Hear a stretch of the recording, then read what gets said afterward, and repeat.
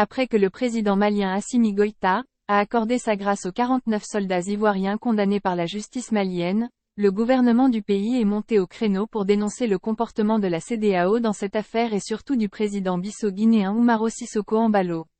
Le colonel Assimi Goïta a annoncé vendredi 6 janvier 2023, qu'il accordait sa grâce aux soldats ivoiriens condamnés pour mercenariat.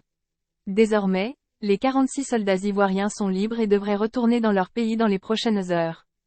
Après cet épisode, le gouvernement malien a profité pour régler ses comptes avec le président de la CEDEAO. Dans la gestion de cette affaire, qui était bilatérale depuis sa survenue jusqu'à son dénouement, le gouvernement de la transition a été indigné par l'attitude partiale de certains responsables contre notre pays, a indiqué la diplomatie malienne.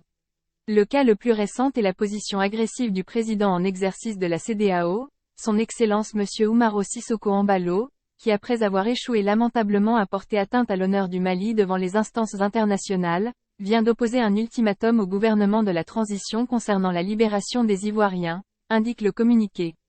Ne s'arrêtant pas en si bon chemin, le gouvernement du Mali a tenu à faire remarquer à son Excellence M. Embaló, que depuis, le 14 janvier 2022, le Mali ne figure plus sur la liste des pays intimidables et a définitivement retrouvé sa souveraineté.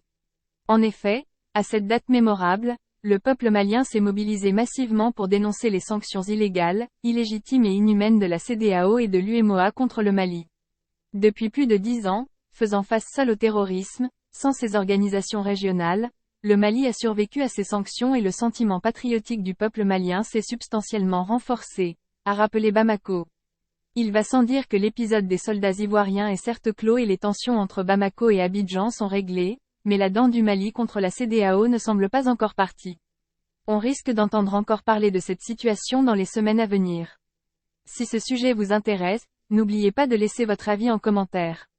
Abonnez-vous et activez la cloche de notification pour être toujours informé lors de la publication de nos prochaines vidéos.